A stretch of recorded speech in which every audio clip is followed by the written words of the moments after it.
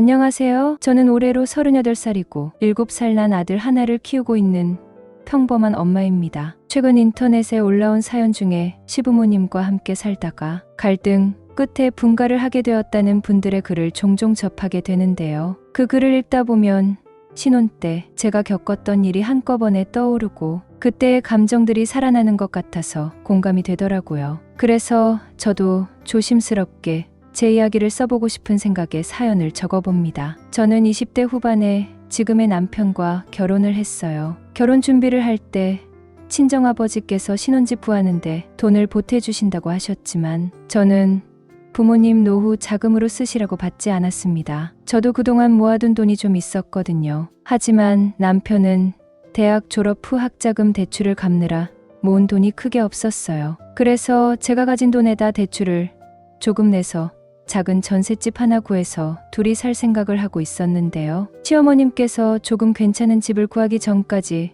우리 집에서 함께 지내는 게 어떠냐고 하시면서 직장 다니면서 집안일하기가 쉽겠니? 돈을 모아서 조금 나은 집을 얻어서 나갈 때까지 내가 도와줄게 하시더군요. 저와 남편은 그 말에 설득을 당했고 저도 그 당시에는 시어머님과 함께 살면 배울 것도 많고 도움받을 일도 있을 거라 생각했습니다. 시아버님은 남편이 아주 어렸을 적에 시어머님과 이혼을 하시고 집을 나가셨대요. 남편이 어렸을 때 일이라 무슨 이유로 두 분이 헤어지셨는지 자세히는 모르겠지만 부모님이 하루가 멀다 하고 싸우셨던 기억은 있대요. 그리고 두 분 사이가 좋지 않으셨지만 아버님은 따뜻하고 다정했던 분이셨고 자식들에게는 정말 잘하셨다고 했어요. 하지만 어머님께서 아버님의 잘못으로 헤어졌다고 말씀하셔서 아버지를 가정을 버린 나쁜 사람으로 생각하고 지금껏 살아왔다고 하더라고요. 나이가 들어서 가끔 아버지 생각이 나고 어떻게 사시는지 궁금할 때도 있다고 하길래 마음이 짠해지더라고요. 어딘가에서 잘 살고 계실 거라고 걱정 말라고 말해주었습니다. 동생은 약 1년 전쯤에 지방으로 발령을 받아 내려가 있고 어머님 혼자 살고 계셨어요. 남편은 회사 기숙사에서 생활하고 있었거든요. 결혼 후 저희가 들어가서 함께 살겠다는 말을 듣고 시어머님은 엄청 좋아하시고 반가워하셨어요. 그렇게 저희 부부는 시어머님 댁에서 함께 살게 되었죠. 처음엔 어머님께서 아침밥도 해서 챙겨주시고 저희가 출근하고 돌아오면 청소와 빨래도 다 해놓으셨어요. 저는 그런 모습에 너무 감사했고요. 정말 결혼을 잘했고 시댁에 들어오기를 잘했다는 생각이 들었습니다. 하지만 한 달이 조금 지나면서부터 시어머님의 행동이나 말투가 조금씩 바뀌기 시작했어요. 이제 적응이 되었으니 아침밥은 저보고 하라고 하셨고 빨래나 청소도 전혀 하시지를 않더라고요. 퇴근하고 집에 들어오면 바람 쐰다고 나가셨다가 저녁 드실 즈음에 들어오셨어요. 당연히 저녁밥도 제 차지가 되었고요. 시어머님은 말을 조금 함부로 하셨어요. 예를 들면 저희 부모님 이야기가 나왔을 때였는데요. 결혼할 즈음에는 바깥 사돈, 안 사돈 하셨던 분이 어느 순간부터 너네 엄마는, 너네 아버지는 이런 식으로 표현을 하시기 시작하더라고요. 솔직히 처음엔 그런 말들이 별 뜻 없이 들렸었는데 들으면 들을수록 마음이 상하는 거 있죠. 어느 날 저녁 평소처럼 TV를 보고 계시던 어머님이 문득 제게 물으셨어요. 너희 언니는 애가 하나냐 둘이었냐? 라고요. 저는 아무 생각 없이 아 참 어머니 저희 언니 이번에 셋째 가졌어요. 내년 여름에 출산 예정이래요. 너무 기쁜 소식이라 신나서 말씀을 드렸죠. 언니와 형부는 워낙 아이들을 좋아하고 최선을 다하는 부모라 전 자랑스럽게 말씀드릴 수 있었거든요. 당연히 시어머님도 잘 됐다고 하실 거라고 생각했죠. 대부분의 어른들은 셋째를 가졌다고 하면 대단하다고 하시면서 축하해 주시거든요. 그런데 시어머님의 반응은 전혀 예상 밖이었어요. 갑자기 표정이 확 변하더니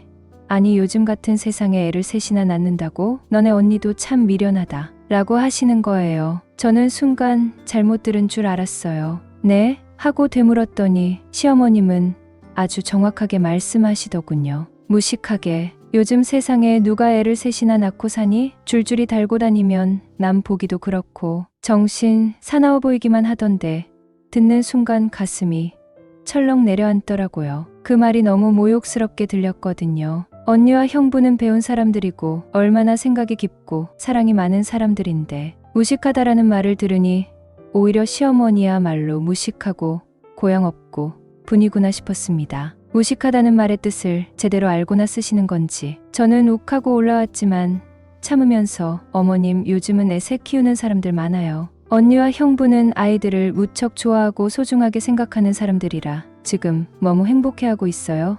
라고 말했지만 그건 내가 잘 몰라서 하는 소리야. 아마 셋이 되면 또 다를걸? 부부싸움도 자주 할지도 몰라 하시더니 감당도 못하면서 애만 퍽퍽 낳는다고 좋은 줄 아나 본데 후회할 거다 하시더군요. 들으면 들을수록 충격이었어요. 괜한 셋째 얘기로 잘 살고 있는 언니 무식한 사람 만든 것 같아 미안했고 생각 없이 말을 함부로 하시는 시어머님도 너무 얄미웠습니다. 남편에게 어머님이 우리 친정 식구들 얘기할 때 무시하는 것 같다는 말을 꺼냈더니 남편은 아유 우리 엄마는 말투가 원래 좀 그래. 큰은이 둘 필요 없어 잊어버려 하고 넘기기만 하더라고요. 속상했죠. 아무리 말투가 문제라고 하지만 남을 평가하고 깎아내리는 자체가 이미 예의가 없는 거라는 생각이 들었거든요. 그날 이후로 저는 더 이상 언니에 대해 한마디도 꺼내지 않았습니다. 나중에 언니의 출산 소식도 일부러 알리지 않았고요. 제가 결혼한 지 얼마 지나지 않았을 때 친정아버지께서는 정년퇴직을 하셨어요. 아버지는 공기업에서 오랜 세월을 성실하게 근무하신 분이세요. 은퇴 후에 계획하셨던 일이 있다고 하셨는데 바로 동네에 작은 사진관을 하나 여는 거래요. 젊은 시절부터 사진 찍는 것을 워낙에 좋아하셨고 사진 동호회 활동도 오랫동안 하셨거든요. 아버지 덕분에 저희 집엔 언니와 저희 사진으로 도배가 되어 있을 정도예요. 어린 시절부터 지금까지의 추억이 고스란히 담겨있는 사진 앨범들이 집안에 가득한 것도 그 때문이고요. 가족여행 때마다 카메라를 메고 앞장서서 가시던 아버지의 모습이 지금도 생생합니다. 언니와 저는 그동안 가족들을 위해 고생을 하셨으니 사진관을 여는 것보다 여행을 다니시면서 취미로 사진을 찍으시는 건 어떻겠냐고 말씀드렸어요. 하지만 아버지는 평생 소원이었던 사진관에 대한 미련을 버리지 못하시길래 언니와 저는 응원해드리기로 마음을 먹었습니다. 본인의 퇴직금을 일부 활용해서 장비도 좋은 걸로 드리고 작게나마 사진 작업실도 꾸려가셨어요. 학생들 증명사진도 저렴하게 찍어주시고 주변 이웃들과 어르신들은 무료로 증명사진을 찍어드리기도 하셨어요. 무엇보다 손주 100일이나 돌 사진을 보정해 주시는 걸 엄청 즐거워하셨고요. 동호회 분들도 자주 오셔서 차 한잔하시면서 말씀을 나누셨고 단순한 수익보다는 뜻을 같이 하는 사람들을 만나서 의미 있는 시간을 보내는 것을 더 좋아하셨습니다. 사진관을 하시고 나서부터 아버지의 표정은 훨씬 밝아지셨고 하고 싶은 일을 하셔서 그런지 늘 행복해 보이셨어요. 사진관 수입으로 생활하실 수 있을지 걱정이 되어서 여쭤봤더니 아버지께서는 노후 자금도 따로 잘 준비해 두셨기 때문에 사진관에서 나오는 수입이 많지 않아도 생활에 큰 부담은 없다고 하셨어요. 그리고 아무 걱정하지 않아도 된다고 말씀하시면서 저희들만 잘 살면 행복하시대요. 아버지가 사진관을 하신다는 말씀을 전해 들은 시어머님은 이번에도 코웃음을 치시면서 아니 요즘 세상에 누가 사진관 가서 사진을 찍냐? 핸드폰으로 다 찍는 세상인데 그게 벌이가 되겠냐? 하시면서 비아냥거리셨어요. 참 말을 예쁘게도 하시죠. 대꾸할 가치도 없다는 생각에 아무 말 안 했지만 속으로 아버지를 그렇게 평가하는 게 너무 속상하고 억울했어요. 하지만 아버지가 행복하시다면야 시어머님 막말 따위는 무시해도 된다고 생각하고 잊어버리려고 노력했습니다. 어느 날 언니가 아버지가 퇴직을 하셨으니 우리가 용돈을 좀 드리는 건 어떠냐고 의견을 묻더라고요. 물론 형편이 어려우신 건 아니지만 우리를 키우느라 고생하셨으니 자식의 도리로 드리는 게 맞는 것 같아서 그렇게 하자고 했습니다. 남편에게 말했더니 당연히 드려야 한다고 해주더라고요. 아버지는 노후 준비 다 되어 있다고 극구 사양하셨지만 저희도 끝까지 굽히지 않고 드리기로 결정했습니다. 시어머님께서 친정에도 용돈을 드린다는 말을 듣고 나서 너네 아버지 사진관 한답시고 돈도 못 벌고 벌어놓은 돈까지 말아먹고 있는 거 아니냐? 그래서 내가 용돈을 주는 거 아니고 하시는데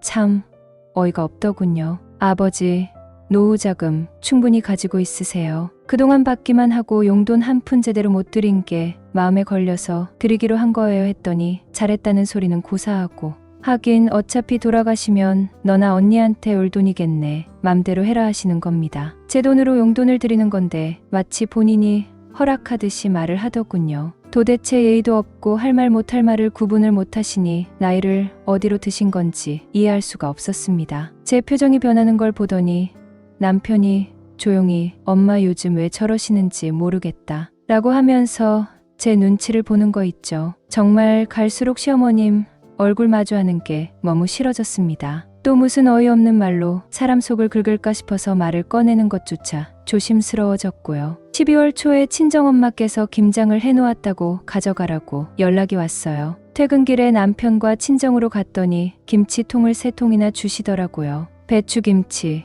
총각김치, 백김치 3가지라고 하시면서 시어머님 입맛에 맞을지 모르겠다고 걱정을 하셨어요. 사실 시어머님이 김장을 담그지 않으시고 사서 드시거든요. 그 말을 들은 친정 엄마가 일부러 시간 내서 담아주신 거였어요. 죄송해서 용돈을 챙겨드리려고 했더니 매달 받는 돈도 미안하다고 하시면서 받질 않으셨어요. 시어머님이 기다리실 것 같아서 저녁을 먹고 가라는 친정 엄마 말을 뒤로하고 서둘러 시댁으로 왔습니다. 남편과 제가 김치통을 들고 들어갔더니 시어머님이 뭘 이렇게 잔뜩 들고 오냐고 물으셨어요. 엄마가 어머님 드시라고 김치를 담아주셨어요 하면서 구경하시라고 뚜껑을 열었더니 젓갈 냄새가 너무 난다 다다라 하시더군요. 기어이 빈정상하는 말씀을 하시는데 김치도 안 담아 드시는 분이 젓갈 냄새는 어찌 저리 아실까 신기했어요. 마트에서 파는 거 사 먹으면 되는데 굳이 해서 보내셨대? 무거운 김치통 넣고 빼기만 귀찮지 하시더군요. 사 먹는 김치가 얼마나 비싼데 사돈집에서 생각해서 담아 보냈으면 인사가 먼저여야 하는 거 아닌가요? 저는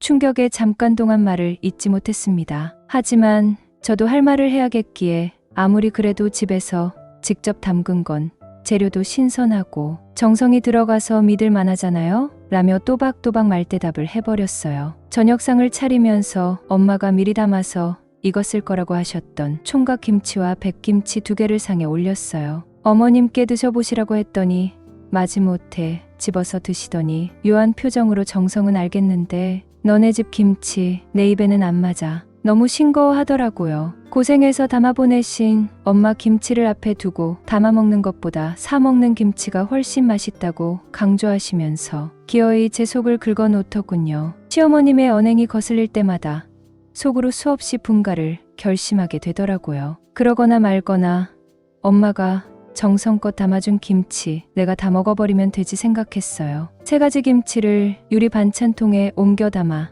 냉장실에 넣어두고 열심히 먹고 있었죠. 어느 날 야근이라는 남편의 문자를 받고 일찍 저녁상을 차리려고 냉장고 문을 열었는데 김치 같은 반찬통들이 보이지 않더라고요. 혹시 어머님이 아래 칸이나 위 칸으로 옮겨 놓으셨나 하고 아무리 찾아봐도 없었어요. 어머님 혹시 냉장고에 김치 못 보셨어요? 하고 물었더니 그거 신냄새가 너무 나서 버렸어. 냉장고 문 열 때마다 젓갈 냄새 때문에 속도 안 좋고 먹으려 다 아프더라. 이래서 내가 김치를 안 담아 먹는 거야. 설마 버렸다고? 귀를 의심했죠. 그거 저희 엄마가 생각해서 담아주신 건데 라고 했더니 알지. 근데 너무 역한 걸 어떡하니? 내 남편도 잘 안 먹고 뭐만 먹잖니? 갈수록 냄새도 심해지고 그냥 사 먹는 게 훨씬 나아 말끝마다 심장을 후벼 파는 듯한 말투에 한계가 오더라고요. 어머니 싫으시면 말씀하시면 되지. 허락도 없이 아까운 김치를 왜 버리셨어요? 하며 소리를 질렀더니 나 너 말 다 했니?